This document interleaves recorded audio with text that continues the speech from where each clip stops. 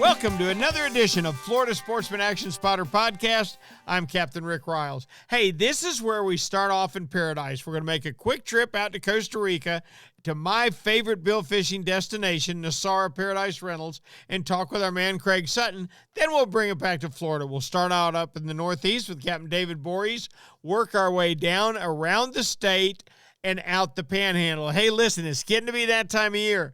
So if you hear some background noise you're not used to, the thunder is rolling here in Stuart, Florida, where we're doing this, and I'm sure it's the rolling where a lot of our guys are headquartered tonight. So bear with us, if you would, through that. We hope you enjoyed tonight's podcast. It'll be brought to you by Yamaha. Reliability starts here. By Tournament Master Chum, the best chum on earth. By Nosara Paradise Fishing, your dream vacation. And by Young Boats. You want the finest in flat spay and offshore hybrids? You need to check out youngboats.com.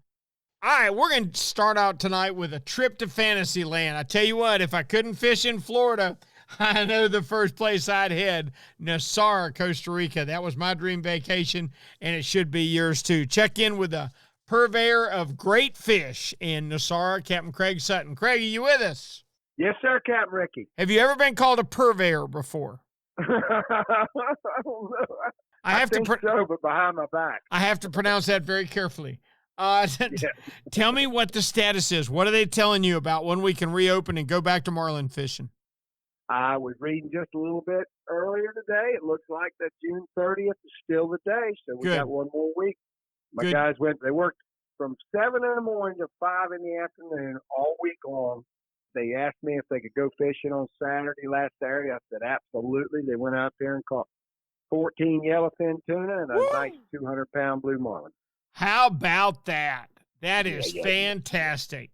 Were the yellowfins with the porpoise pods, or where were they? Yep. And they use live yellowfin to get the marlin, too. How about that? That is fantastic. Man, that is a great report. So the fish are ready. The weather is ready. Nosara is ready. We just got to get the country open back up, right? That's right. I mean, it'll be good. Yeah, but the good news for you is, Craigie, the best time of the year is just getting here for you. It is. Well, we missed May and June, and we're missing all of June too. But both of them are great months. But we take what the path God gives us and be happy with it. So. That's right. But if August is as good as it was when I was here last year, your August customers are going to be awfully happy.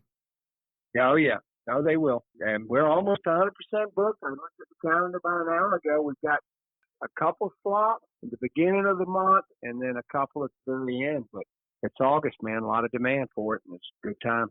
Oh, yeah. Yeah, I have never liked fishing August anywhere until I went to Nosara. I know. It's terrible here in Florida, and it's great down there. Yep, change that in a minute. Last time I was there, we had a young man from Jacksonville, Zeke Mears, that was with us, and he caught a black marlin, probably somewhere in the 600-700 pound range. And he was with me on the 7 today, and his assistant at work caught his first sailfish. So the circle just keeps right on going. Isn't that great? Yep. Isn't that great? Yeah. I love Zeke. He's a great guy too. Yep, he sure is. Hey, Craig, we can't thank you enough. Now, how can people, and they better hurry if they want to book for this summer, how can people get a hold of you to make their way to Nosara? They can call me at 904-591-2161. All right, you got to promise to call me on the satellite phone when you get there, okay? Absolutely, Ricky. All right, buddy. I'll see you this weekend. Thank you, Craig. Right. Now let's bring it home. We'll go up to the northeast corner of the state and check in with Captain David Voorhees and find out what's happening in the intercoastal waterway up there. David, are you with us? I'm here, Ricky. How you doing, buddy? I'm doing great. Tell me what's going on inshore in northeast Florida. Well, I'll tell you, Ricky, summer is here. It's official now. The water temperature has hit the 80-degree, above the 80-degree mark. The creeks, the waterways are just loaded with everything. And I'm talking from shrimp, the little shrimp, the finger mullet, everything, mud minnows. The fish have plenty of food to eat. And I think that's one of the reasons, and like you have taught me in the past, fishing is one big puzzle. It's full of many different little pieces. And figuring out each one of those little pieces will make you a better fisherman. The one thing I have found out about summertime in Northeast Florida is, boy, you have to be patient, and you really have to work hard for these fish. There's a lot of food, a lot of stuff for these guys to eat. It's not my favorite time of the year to go with artificials. I tend to want to throw live bait this time of year for that basic reason. But I tell you what I did see this week, Rick. I had an early morning charter, but not super early. It was like one of those 9 o'clock mornings. It was sort of got to sleep in a little late. So we got out and the flats were just starting to flood up. I was able to get onto one of the flats just as the water was starting to move into the grass. And there were reds cruising in the grass with their backs out of the water, looking for those little grass shrimp. And all we had to do was flip that bait right in front of them. Not right in front of them, but I always tell guys, don't hit the fish. Throw way, try to figure out where he's going to go and put it way up ahead of him, and he will find it. And sure enough, we did that, and it was fantastic. After that, we began to chase reds back into the creek as the incoming tide was pushing bait up into these creeks, and we got to sight fish for some more reds. Today now, however, I fished late in the evening. This is the first day of the week I've fished late in the evening. And I'm sort of worried about doing that this time of year because of these thunderstorms we get. But the tide, the moon, everything was lining up for a late day bite. And I mean 3 o'clock, 4 o'clock. And sure enough, I told my people today, we're going to start out slow, but I think we're going to end with a bang. And sure enough, we did. The reds showed up for us. The trout showed up. We had a pretty good day of fishing the deep water on that last of the outgoing tide. Good deal. And I tell you, Rick, if there's one thing, I try to stress to people, if you're coming to Northeast Florida to fish, when you look at the tide charts in the back of the Florida Sportsman magazine, you look at all the different regions, and you look at the Northeast Florida, the Mayport tide chart, and you look at these drastic tides we have. I mean, for example, this week on the 24th, we have a 5-foot tide. Mm-hmm. It'll go from a 5 foot to a minus 0.1. So we pretty much have a 5-foot drop that day. That water's going to be honking out of here. I like those days. I feel like those fish fight those currents all day long. They're going to be hungry. At the end of those tides, they're going to feed. You got to really learn these tides in Northeast Florida. The tide is so important up here. As a single factor of the fishing in Northeast Florida, I would say you better figure out these tides up here if you want to be successful at fishing in Northeast Florida. You also might find yourself stuck for 6 or 8 hours if you don't learn that tide first. Doesn't do any good if there's water in that creek at high tide. If you're gonna go on back up in there, there's got to be water for you to come out on too. Well, David, I got to tell you about the offshore. The offshore is interesting. We had that the Kingfish tournament, the Kingfish shootout, the old school shootout, and there was no lack of kingfish. It was incredible. On that day, there was plenty of bait for guys to fish with. 400 and something fish weighed out of 600 boats. That is fantastic kingfish fishing. But since then, the bait has vanished. I talked with our friend Captain Roger Walker today. He said there's kings. There's just nothing to catch them on. There's no minnows on the wrecks. There's no minnows on the ledges. There's no pogies on the beach. It's going to be an interesting kingbuster this weekend. Out in the deeper water, Captain Robert Johnson reported that the bottom fishing just couldn't get any better.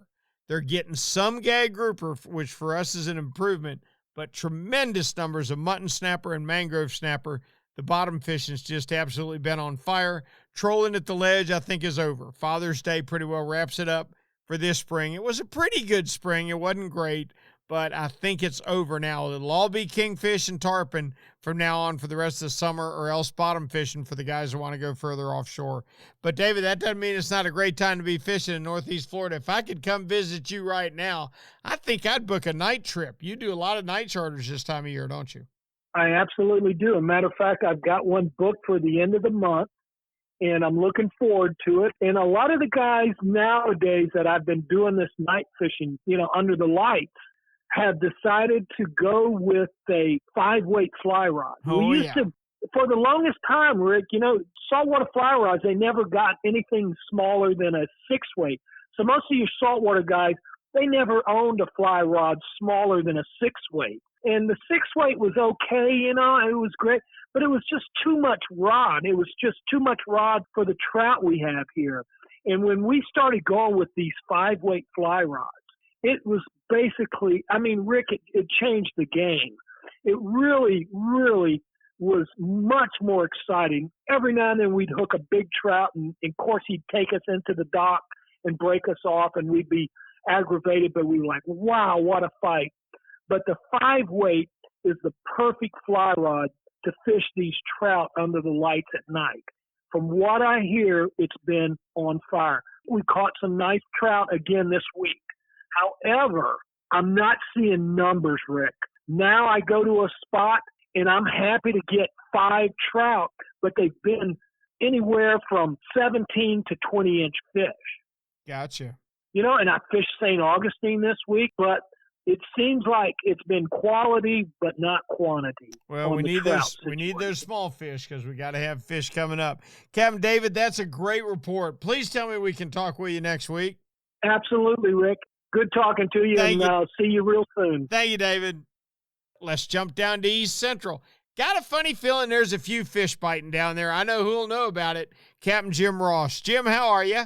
I'm doing great. Rick, how are you doing this week? Doing fantastic. You been able to get offshore at all this week?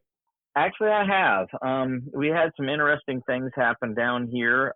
We've had more tarpon in the lagoon system than we've had on the beach. Now, they're not as easy to catch. Guys throwing small flies that are imitating glass minnows are doing pretty good on them. But those of us that haven't had fly clients, we've been throwing mullet, we've been throwing pigfish, we've been throwing pilchards, we've been throwing threadfin herring, and they just don't seem to care much for any of that right now. They're basically just kind of straining their way through these wads of glass minnows, kind of like a baleen whale straining, krill. It's really weird to watch the way that they're feeding, and they're very, very difficult to get to bite anything else. Having said that, there's plenty of sail cats mixed in with them. Jim, there's been no shortage of sail cats, that's for sure. Jim, have you eaten one? No, I did when I was younger. My grandfather used to put them in sort of a pickled type of solution, and they were actually pretty good in it. I'll be darned. Yeah, 3 to 6 foot size bull sharks are running in with those tarpon and catfish. So we've been catching a few of those as well. Not nearly as many as you would expect, given that we're using basically 50 and 60 pound fluorocarbon leader. We're not even using 80 pound fluorocarbon because where the tarpon are holding, there's a lot of pretty clean water still right now. Now we are starting to see some brown algae kick in, but you get those sharks on the circle hook and in that light leader, and they don't typically last too long. But we have landed a few of those.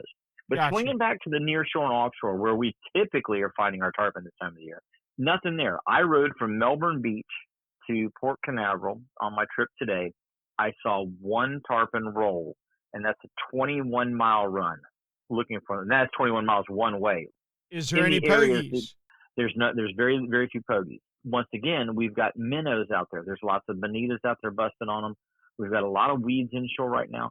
The king mackerel bite is starting to come back on the near shore reefs and wrecks in the 50 to 70 foot depth. We're starting to get some of those fish showing back up in bigger sizes and bigger numbers. We had fish to about 25 pounds there today. And then as you get offshore, it's been a little slow. We had a couple of good days last week where the dolphin bite was good. But now I was talking with Captain Eric Myers this morning, actually at the boat ramp. He was out yesterday in about 550 feet of water, said he had a school of dolphin all around the boat and couldn't get them to eat. He caught one fish, left it in the water, trying to keep the rest of them around. He did. He was successful. But he said he had just a huge school around the boat. He was throwing live pogies and cut-up pogies, and they would swim up to them but not eat them. They would just circle them or chase the live baits a little bit and then peel off. He says he couldn't get them to commit. The other thing that's going on pretty good right now, up at Ponce Inlet, I was talking with Captain Mark Gibson. He's doing still pretty good on the flounder right now. And the amberjack bite offshore is pretty good out of Ponce right now. So those deeper wrecks that are in about 180 to about 250, 260 feet of water, those seem to have plenty of AJs on them. And there's some pretty nice sized gag grouper being caught, and a few scamps being caught up out of the Ponce and that northern part of the region. Down to the south, the guys between Vero and about Melbourne Beach are finding some mutton snapper in the 70 to about 100-foot mark. And if the water gets clean, those fish will actually move in even shallower. I was talking with Captain Glenn Austin, and Glenn said that he was catching muttons and mangroves in 40 feet on a piece of structure that he was fishing 2 days ago. So there's plenty to chase. Not all of them have been as cooperative as we would like them to be this week, but we're coming off of this moon and we're going to come back into a waxing moon. And as we come back into this waxing moon, we should see a stronger bite. I'm with you. And I tell you what, muttons in 40 feet, I'll take that all day long. There's no doubt. Yeah, Jim, that's what I'm talking about. Yep, that'll be on my dinner table. Jim, that's a great report. That's interesting. And mahi always frustrate me too when they do that. They're not anything but little eating machines. They've got to eat 10% of their body weight every day just to stay alive. Eat the daggum bait already. Quit trying to give it a heart attack and just eat the thing. That's right. Thank you, Jimmy. We always appreciate it. We look forward to talking with you next week. Take care, Rick. Now let's take it south just a little ways into one of my favorite places on earth to fish, Stuart, Florida. That's where Captain John Earhart runs the Chaos and the Mayhem, Chaos inshore, the Mayhem offshore, charter service. Captain John, are you with us? Yes, sir. Glad to be here. Glad to be here too, my boy. Tell me what's going on in beautiful Stuart, Florida. Well, fishing was pretty good today. Flat calm out. We did a little bottom fishing first thing this morning. Caught some nice mangroves, a lot of lane snappers. It seems like the mutton snappers have kind of thinned out a little bit, but the mangrove snappers have more than made up for the muttons that seem to have disappeared this week. So I would expect as we get closer to that July full moon, we're going to catch bigger and bigger mangrove snappers bottom fishing. And that's on the 6, maybe the 8 Mile Reef right out front of the St. Lucie Inlet. We bottom fished till about 9:30. Then we decided to go do some bump trolling with live pilchards and greenies. We caught 2 out of 6 mahi, had a couple bonita bites and some kingfish bites as well. I did see some free jumping sailfish, and that was anywhere from 140 to about 75 feet of water. But unfortunately, we didn't get to hook any of them. One of the other charter boats that was fishing beside me, he said he actually saw a great white shark chasing a sailfish, and It was leaping out of the water to catch this sailfish, supposedly. Wow. How about that? I tell you what, John, we are seeing more and more of them on a regular basis. I know a young friend of mine that commercial fishes out of Jacksonville has now seen two trips in a row. They have come up around the boat while he was catching snapper and grouper and such. And I have been blessed to see one up very, very close, and they are really impressive animals. Have you ever seen one off of Stuart? I have not personally seen one up and close and personal. I hear there's a lot of them around. I had one less than half a mile away from me today, supposedly. Well, when you do see one, you'll know it, and you'll be impressed, I promise. Hey, John, let me ask you a question. You mentioned the full moon in July. We've got some full moons left in the summertime, obviously. If you were looking to come to Stuart to fish, help me chase the bite a little bit. When would you schedule a trip in, say, the next 60 days or so? Depending on what I'm targeting, I always tell all my customers, late spring and summer, you got your calmest weather, and you're going to catch your biggest fish. July, I'm usually thinking snapper fishing, sword fishing, or sail fishing. Those are the 3 things I'm really focusing on. Snapper fishing at night, you're going to catch really big mangrove snappers. Sail fishing during the daytime around the full moon in July can be absolutely phenomenal if you're slow trolling live baits. Or if you don't mind spending all night out in the ocean, the sword fishing can just be absolutely spectacular in July. I tend to get my biggest nighttime swordfish in July and August. So you got a lot of options there. You just got to ask yourself, what do you want to go target in July in Stuart, Florida? Now, do you like the full moon the best, that moon phase building up to it, or do you like it better coming off of it? I typically like maybe a couple days before the full moon or a couple days after the full moon. I find that maybe like 3 to 5 days after the full moon, I always seem to have my best fishing. But if I'm sword fishing, I like to fish like right on the full moon or a day or two after it. The sail fishing can be really good right on the full moon as well. Midday, full moon, sometimes you got some really good sail fishing right out front. Gotcha. That's spectacular. Anything going on inshore? Yeah, we got a lot of tarpon right around the St. Lucie Inlet right now. Big snook, jack crevalles, a lot of smaller mangrove snappers in the river as well. I see some guys are even catching some nice-sized redfish on the bottom around the St. Lucie Inlet too. So, I mean, my main focus right now would be larger snook on bait fish on the bottom or fishing tarpon all around those minnow schools. I was coming in the inlet around, I'd say 3 o'clock this afternoon, and I'm just running the mayhem in the inlet, and I probably saw a dozen tarpon feeding on minnows at 3 o'clock in the afternoon. If that's any kind of indicator, there's plenty of tarpon to be caught right now. How about that? That's perfect. And those are fish that the guys can reach from the beach too, aren't they? They get up tight in that shallow water. Yeah, I had a few friends that were out fishing the beach yesterday evening. Everybody I talk to seems like they're hooking about 4 or 5 tarpon, and they're generally landing 1 to 2.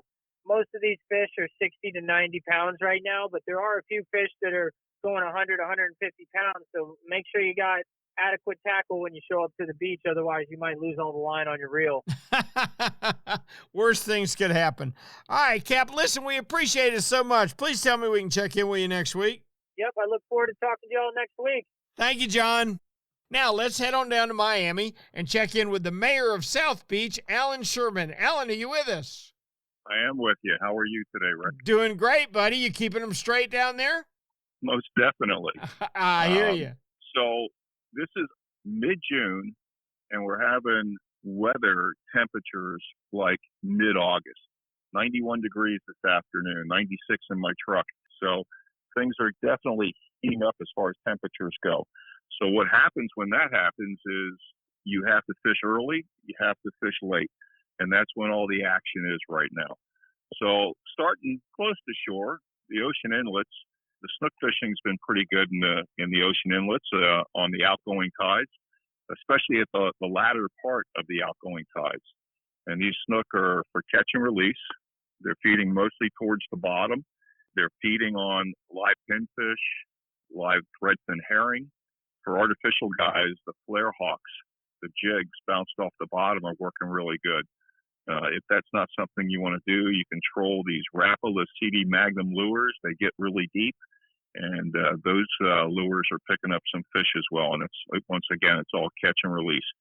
And then as you move on out, and again, the earlier you can get out, the better it's going to be. Crack of dawn, water's going to be the coolest, and it's just going to keep heating up after that. So the guys fishing from 7:30 in the morning until about 11 or 12 are doing well on kingfish to 10 or 15 pounds and blackfin tunas. Lots of false albatross, better known here as bonitas. And then there's been some wahoo. The wahoo like to feed on those bonitas. So there's been a few wahoo around. Only a few sailfish. For the rest of the summer, we won't see a lot of sailfish, but there's always a few around and a few that get caught. And then there's been plenty of sharks and barracudas. And that action's been anywhere from 80 feet out to 240 feet of water. Anywhere there's an artificial reef in that depth, that seems to be a hot spot. Otherwise, the fish do scatter out, and trolling form does work as well. If that's not what you're looking for, you can go on out there and chase the dolphin, the mahi-mahi. They've been out there, but they're scattered. We've had a ton of floating sargasso weed out there and some gigantic patches, anywhere from 300 to 400 feet of water on out past 1,000.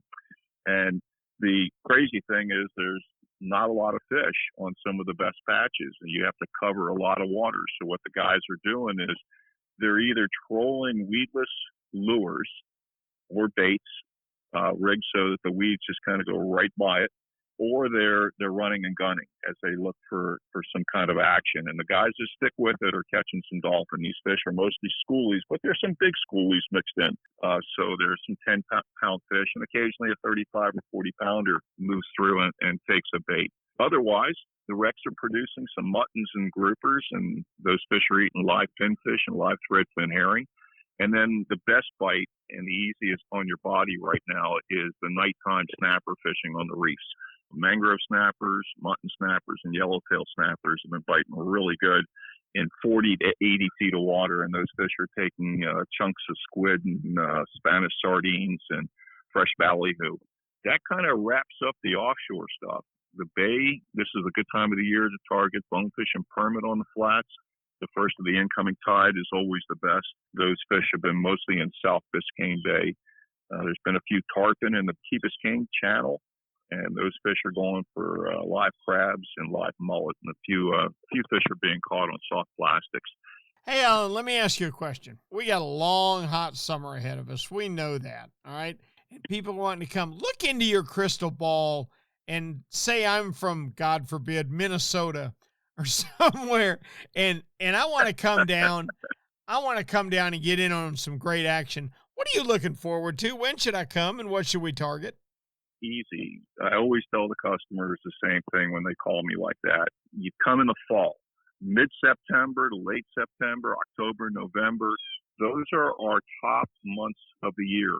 And the reason for that, number one, is we're starting to see a change in the temperatures, lower temperatures, and we see a migration of bait fish that's coming from the north and heading south.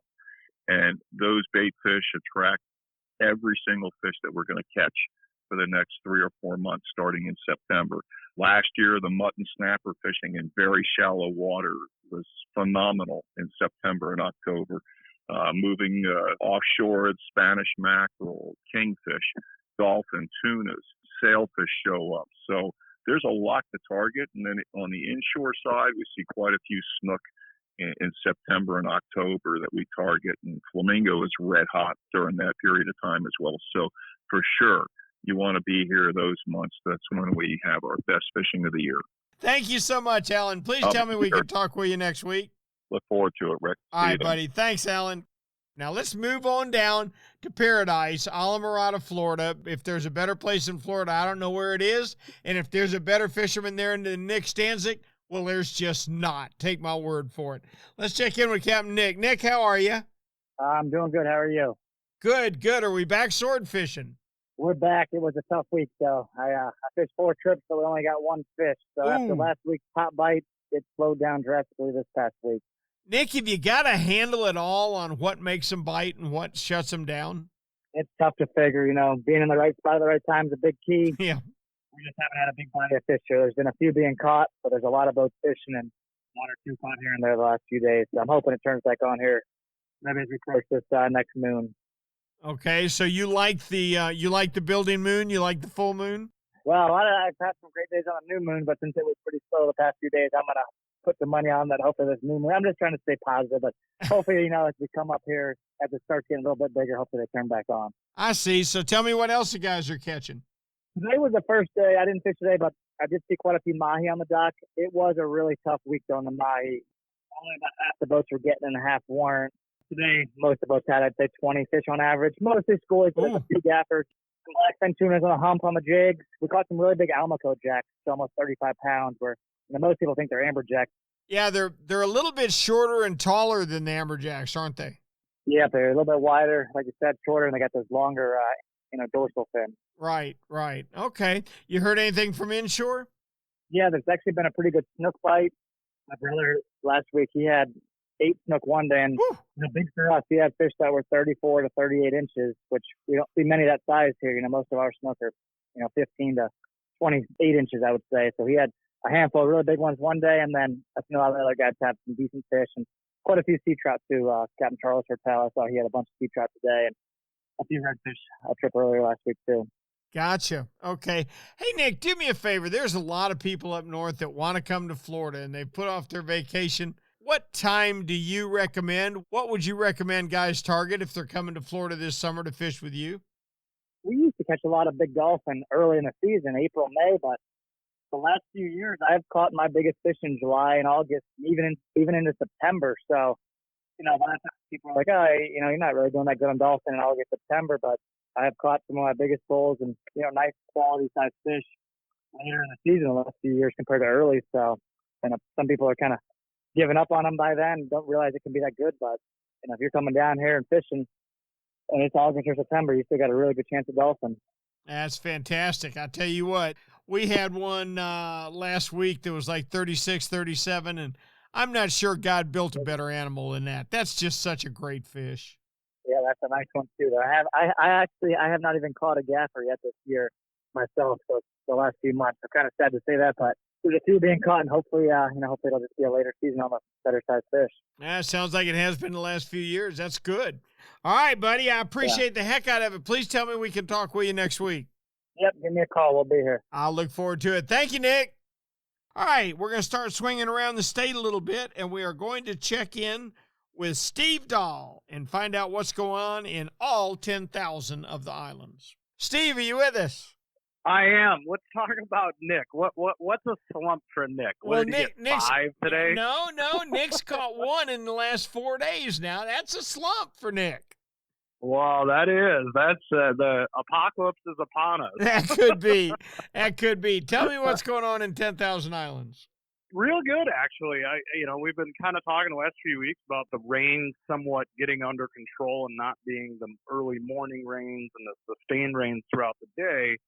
We just have the afternoon showers. We're in good shape with water clarity. And boy, our near shore and our backcountry waters have never looked prettier. I got to get you down here. There's areas that it looks like the Bahamas.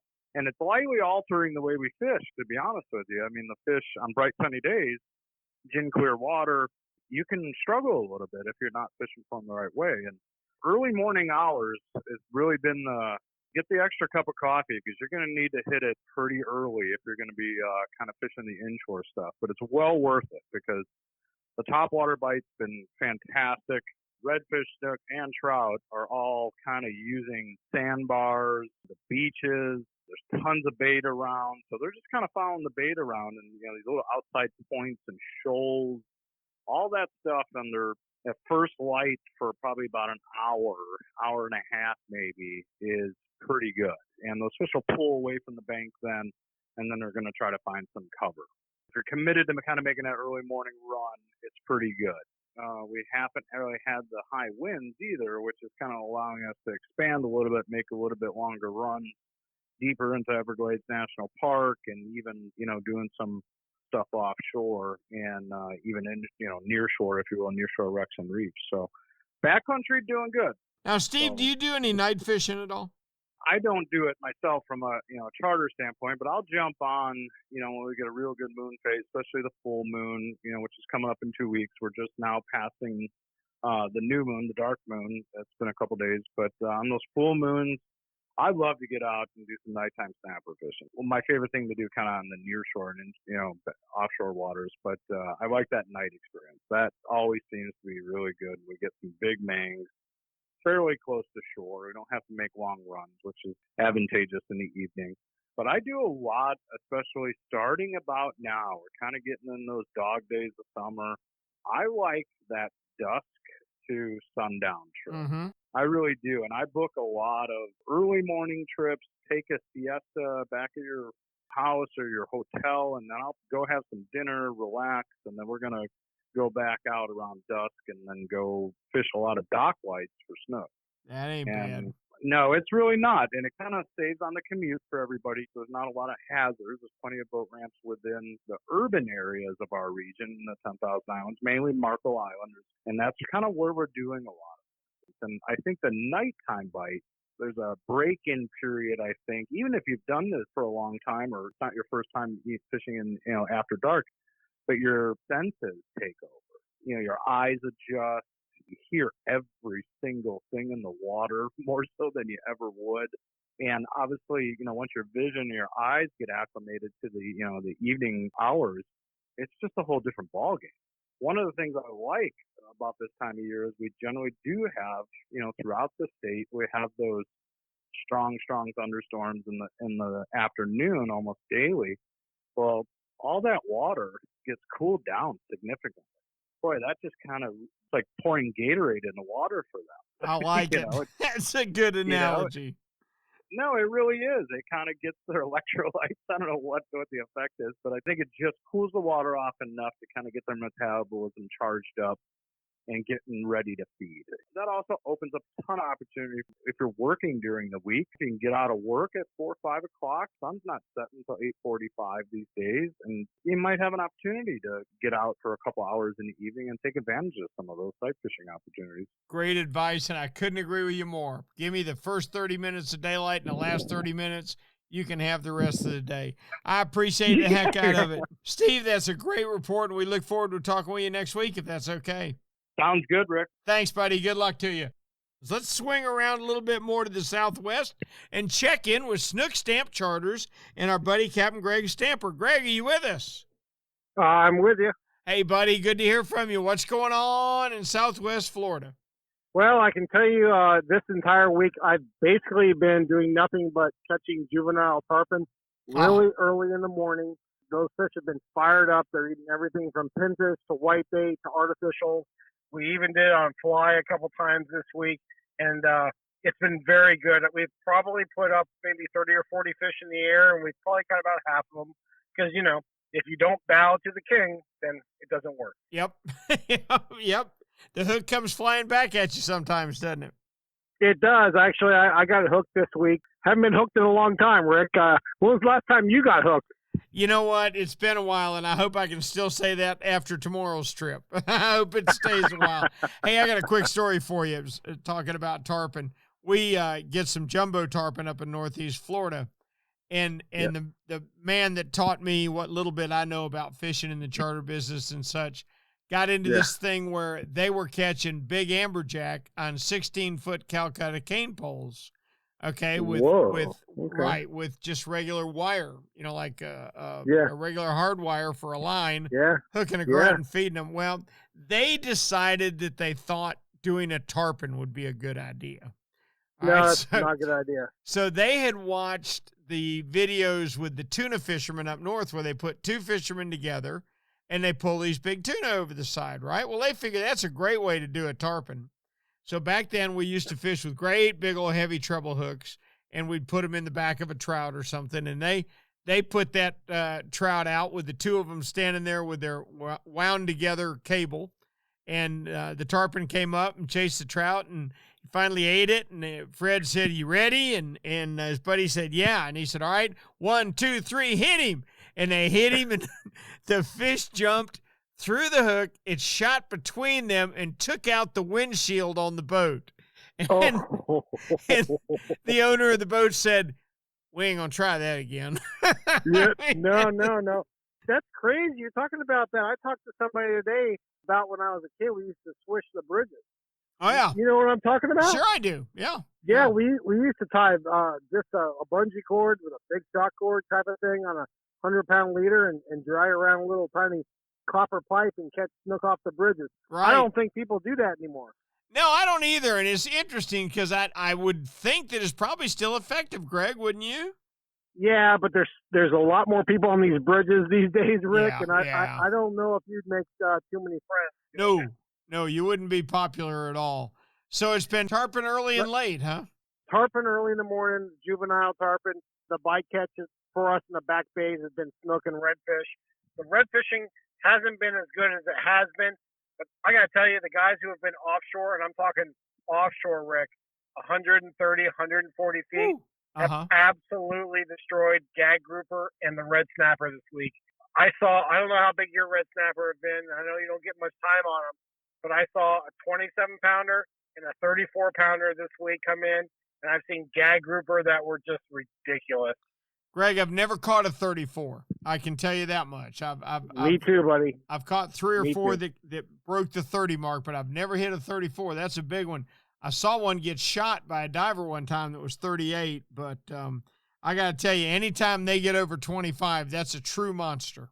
Well, those guys that got those big fish, they were all out in 130, 140 feet. And as you know, Rick, in my neck of the woods, and, you know, I know Nick and those guys in the Keys will laugh at me, but we're talking about 50 miles from your dock. Yeah. For Nick and them, it's 50 yards. You guys kill me, whatever. Yeah, but hold on, Greg. I want you to look at the other side of that coin, because I've got a very similar situation to you up in Mayport, where we've got to run 60 miles to hit 120 feet of water. No, 160 feet of water. But Let me tell you something. There's little nooks and crannies all along the way. And you got to realize when you jam all the boats in the Keys on that one little shelf, you don't have the kind of fishing pressure that you're used to over where you are. You got 10 times as much fishing pressure down in the Keys. No, I agree. The good part is they had a bunch of bycatch this week that I saw, big mangoes, lane snappers that were actually way bigger than I would have expected. I'm talking about 3 or 4 pounds. They were giants. And Rick, I saw a 35-pound cobia come in out in 150. So they were way out there, man, but they got him. Yeah, he was lost. Bet you they were glad to find him. I promise you that. The weather's been excellent. We've got some slower tides this week. They're going to get better in about 5 or 6 days, but it's all good. We're catching fish, and life's good down here in Southwest. Now, Greg, you say it's going to get better in the next 5 or 6 days. You're basing that on the building moon? That and the fact that we have, on the West Coast, a lot of people from the East Coast don't realize we get extended periods of slacking tide throughout the area, especially for the nearshore guys and the back bay guys like me. And you can have situations where after 4 or 5 hours, the water only moves 5, maybe 4, maybe 3, maybe 2 inches sometimes. So that really makes it for a tough fight. And we're going to start moving forward into the better moon where we're going to get better tides, more drops. For us, a foot or two of water moving is a huge deal. You guys on the East Coast have it easy. It goes up, down, up, down, up, down. And we don't get to do that. So we have to plan on those good tides to get those good bites. Gotcha. Greg, as always, we appreciate it. How can people get a hold of you if they want to go fishing with Snook Stamp Charters? You can hit me up at snookstampcharters.com. Or you can just call me here at 239-313-1764, and we can hook it up. I do have openings this next 2 weeks, so we can get out there. It's not like it's in the middle of March, April, May. We're good. Gotcha. Hey, thanks, Greg. We appreciate it. All right, Rick, tight lines. You got to teach me that sailfish thing one day. I'll be glad to. Haven't caught one in the last 2 hours. Talk to you soon, buddy. Whatever. All right, later. Bye-bye. Now let's move up to West Central and check in with our old buddy Ray Markham. Ray, how are you? Captain, I'm doing pretty good for an old man. Good. I understand the old man part very clearly, I promise you. Woo, man, I tell you what, I can feel it when I get home at night now. How's everything in West Central Florida? You got any fish biting over there? Oh, yeah. It's been really pretty crazy. I mean, I don't think the tarpon bite has been as good as it was anticipated for this new moon that we just came off of, but it's still pretty respectable. I think what possibly happened is some of the fish may have gone out and spawned about a month early because some of the fish that are coming back are a little bit lighter than what we've had in the last month.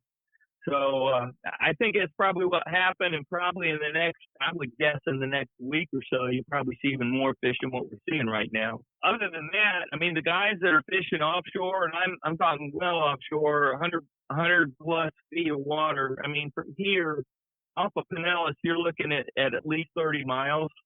As you go farther north, it's like you can't get there from here. You got to have to halfway to Mexico to get to 100 feet, but I'm sure William Tony will tell you about that when you get out in his report. But the guys are catching a lot of groupers. They're catching a lot of red snapper and monsters, 20 to 30 pounders from what I'm hearing. The mangrove snapper bite's been real good. I mean, even inshore, we haven't seen a lot of the real, I say real big. For inshore mangrove snapper, you're looking at maybe 3 to 5 pounds for a big one here. But when you only got to travel, like a half mile or a mile to get to them, that's not so bad. But the guys that are really getting offshore, I mean, 100 plus feet of water, they're catching some big ones, some 10 pounders and better. It's kind of slacked off a little bit on the blackfin tuna. I've heard a couple of guys that have jumped some sailfish, not really landed them, but wasn't something they were expecting. Kingfish and mackerel bites been a little off. There again, now we're pushing pretty close to mid to upper 80 water degree temperature. So, that's not really unusual. But there's still plenty of mackerel around inshore and nearshore waters, up to a couple of miles off the beaches here. Early mornings are usually the best time when the wind's light, and a lot of times when it's out of the east. Water's laid down, get clear and calm, and the bait moves in closer to the beaches. And that's usually when our best bites for finished mackerel are. The mackerel have been running anywhere from about 15 inches up to about 20. That's probably an average size range. You can get them pretty much at will. Inshore, like I said, the snapper bite's been pretty decent. The snook bite has been off the freaking chain. I mean, it has been really crazy inshore. They have a reasonably decent trout bite going on. Nothing really to write home about. I think some of the bigger fish that were caught over the last couple of months have maybe moved back out into some deeper water. I haven't actually worked some of the 20-plus foot ranges that I would in the middle of summer. Now, we just started summer here this last weekend technically, but my gosh, I mean, the air and water temperatures are already July, August on a norm, you know. I think you're right. Hey, Ray, do me a favor. Look at this year's fishing. And, of course, everything was closed this year because of the debacle that you guys had a while ago. Do you see it closed through next year, or do you think they'll open it up next year? I think there's a possibility they could open snook earlier than when they originally planned, because if they open it after when the closure is planned to end, it goes into when it's closed anyway. So pretty much. I honestly can't say about trout. Whether that would happen. Redfish, I mean, it's kind of anybody's guess. They're here today, gone tomorrow, kind of. And that's kind of the norm this time of year. But, I mean, typically August, September, October are the crazy months here for redfish, and that'll be the telling tale. But, of course, then again, like I say, things have been a little bit earlier this year due to the little bit warmer temperatures. So maybe the fish will come in earlier than they normally would. I really don't know. I guess time will tell. Do you think all three species have recovered well from the red tide? All three, not necessarily. But like I said, I think snook are doing exceptionally well. I've seen quite a few small ones, middle-sized ones, and big ones.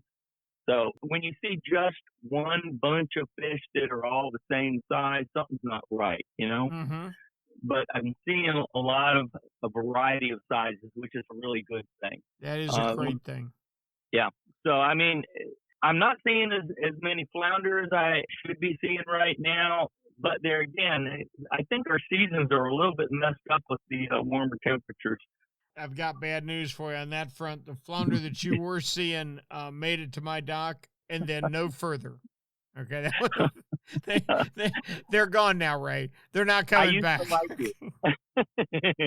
They made it to my house. That's it. That's the end of the road.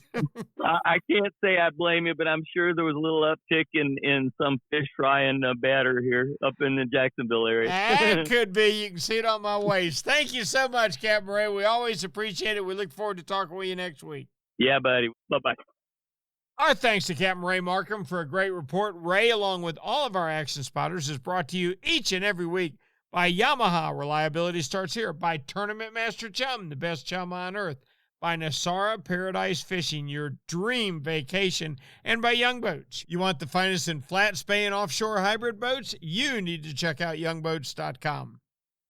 You know what Yamaha Outboards love? The genuine formula and consistency of Yamalu marine engine oils. Outboards are subjected to punishing conditions like high loads, salt, and humidity, a mix that automotive oils can't handle. Yamalu full synthetic and marine performance formulas are certified to protect against friction and corrosion for reliable performance every time. Find Yamalu marine oils at your nearest Yamaha Outboard dealer. Locate them at yamahaaoutboards.com/dealers. Yamaha, reliability starts here.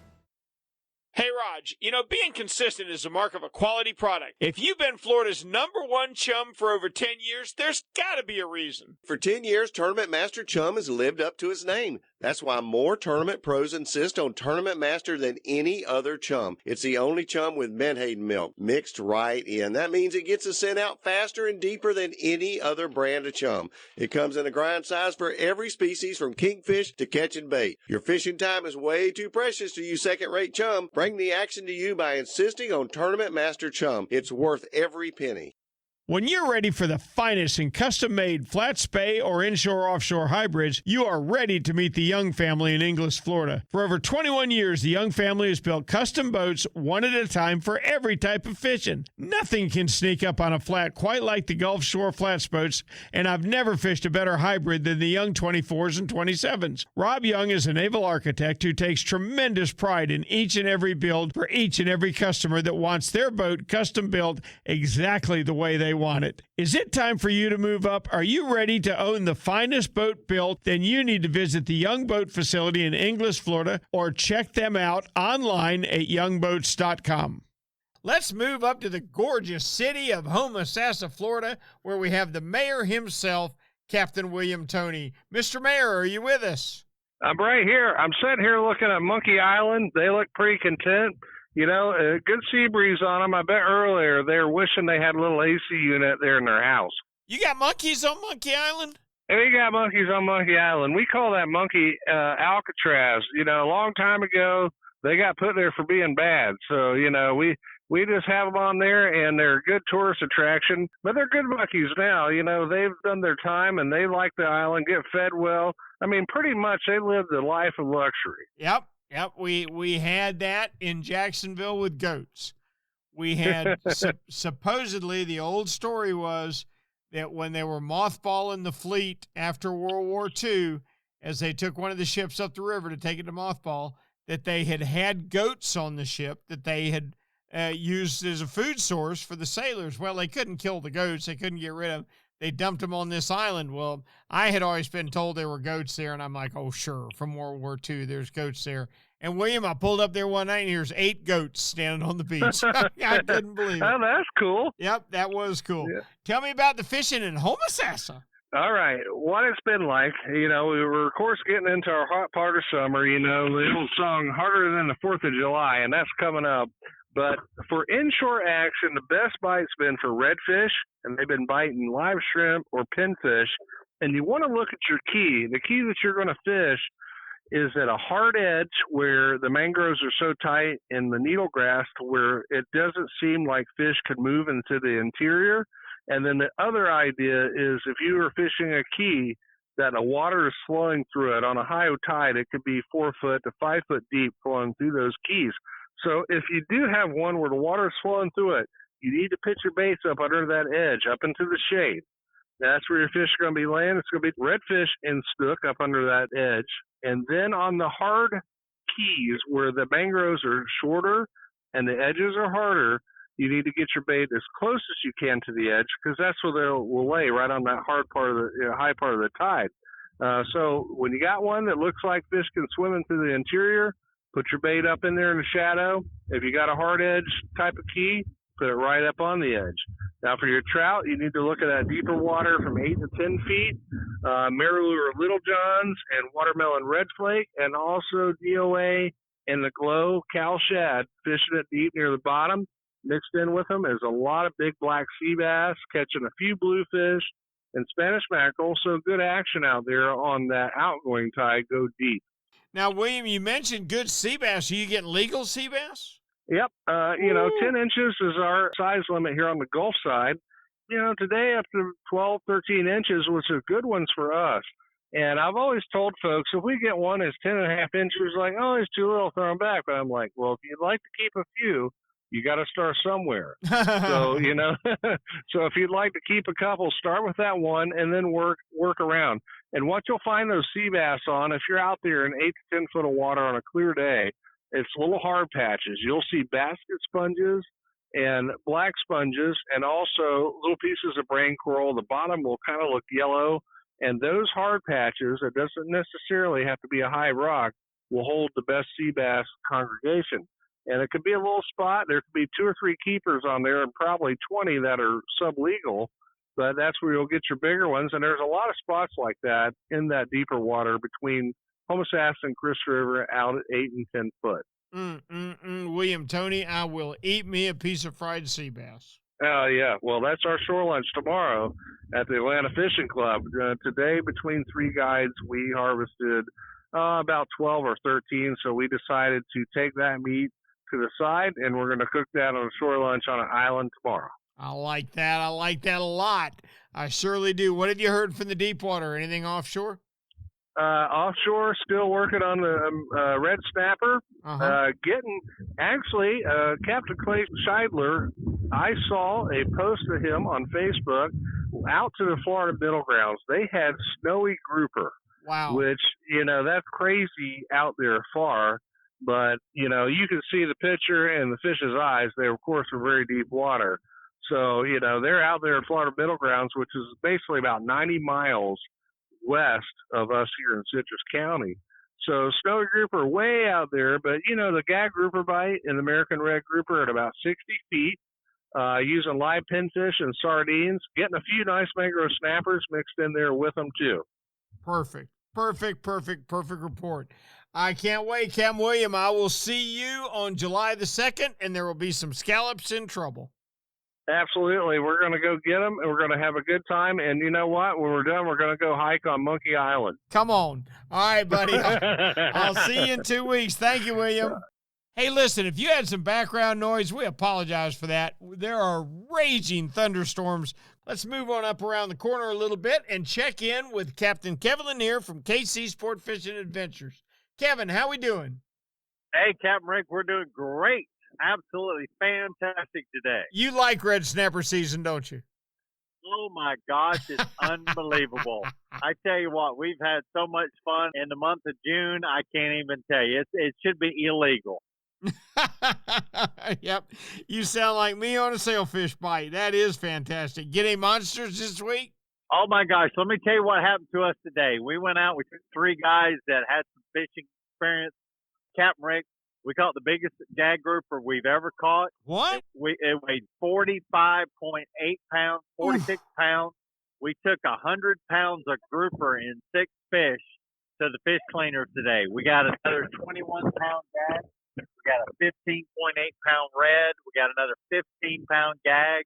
And we got a 12-pound gag today. And we got a boat limit of snapper. Wow, that is a fantastic day. I'm assuming you kept me that 12-pound gag because that's just the size I like. Yeah, I did that. I kept that. I laid it out on my picnic table. It'll be there when you get there. Yeah, I'll bet. I'll bet. You guys are doing a whole lot better on grouper this summer than we are. I promise you. The East Coast is still very, very quiet. What are you hearing inshore? Anything? Not much inshore. The guys are fishing the beach. They're catching a lot of sharks. There's still a lot of triple tails.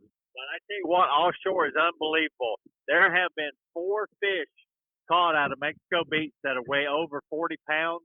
There was a 95-pound black grouper caught this weekend.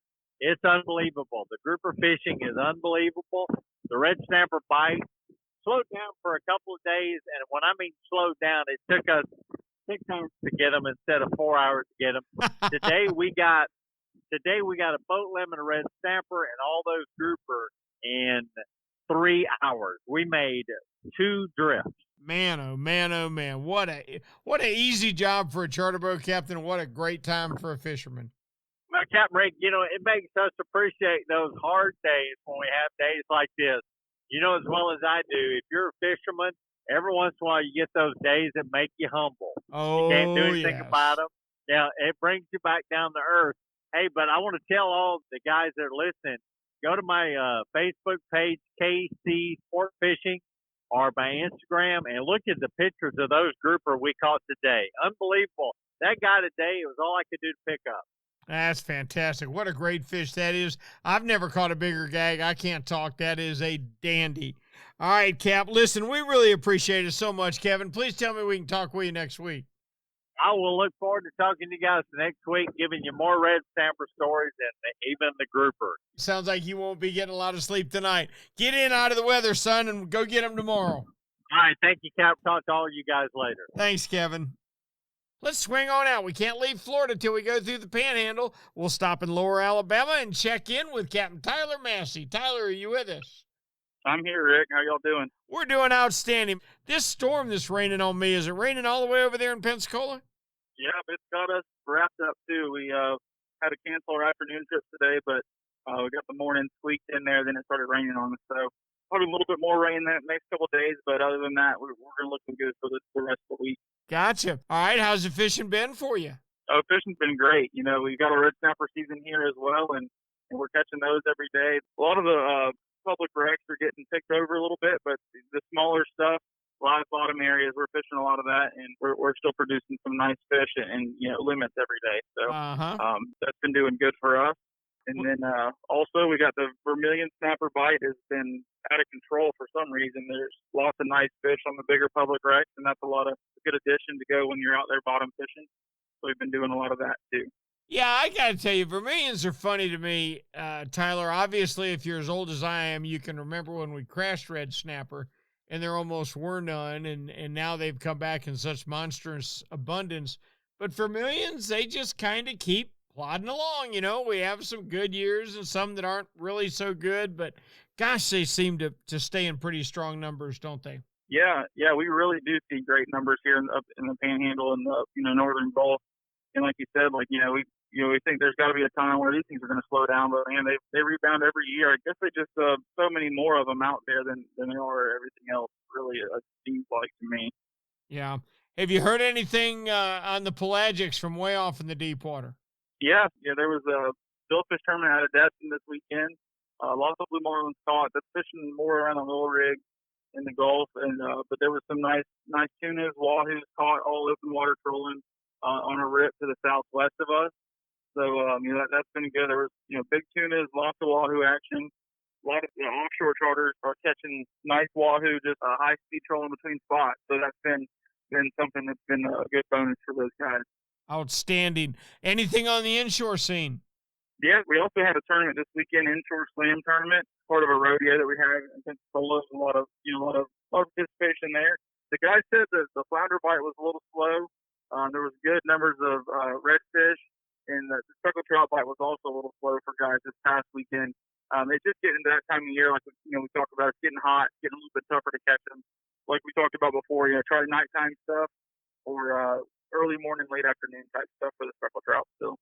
Oh, yeah. They love those dock lights at night, don't they? Oh, yeah. They get stacked up on them things. Oh, that's fantastic. Hey, Tyler, that's a great report, and we appreciate it as always. Looks like your red snapper season goes how much longer now? I get to catch until August 2nd. The recreational anglers get to catch until the 24th of July. So gotcha. we got a few more weeks. Got a few more weeks. Well, you keep them rolling, my boy. Get on some of that secret stuff of yours. And you'll be able to continue to produce fish, I'm sure. Thank you, Tyler. We'll talk with you next week. All right, sounds good. I'll be here. That wraps up our trip around the state tonight. Sounds like a lot of good action going on. I tell you what, everybody's impressed with the deep water snapper and grouper bite.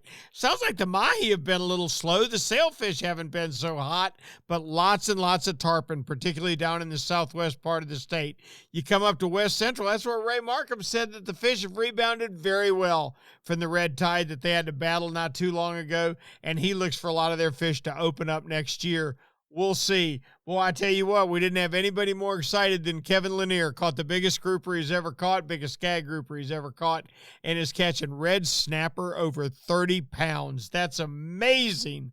We sure enjoyed our trip around the state, brought to you each and every week by Yamaha. Reliability starts here. By Tournament Master Chum, the best chum on earth. By Nosara Paradise Fishing, your dream vacation, and by Young Boats. You want the best in flat, spay, and offshore hybrids? You need to check out youngboats.com. We sure hope you enjoyed our podcast. If you did, please subscribe wherever you get your podcasts from and leave us a message. Give us a comment. Let us know what you liked, what you didn't like. Maybe we need to make some changes. We want it to be the best we can make it for you. I'm Captain Rick Riles, and until this time next week, we will see you on the rip.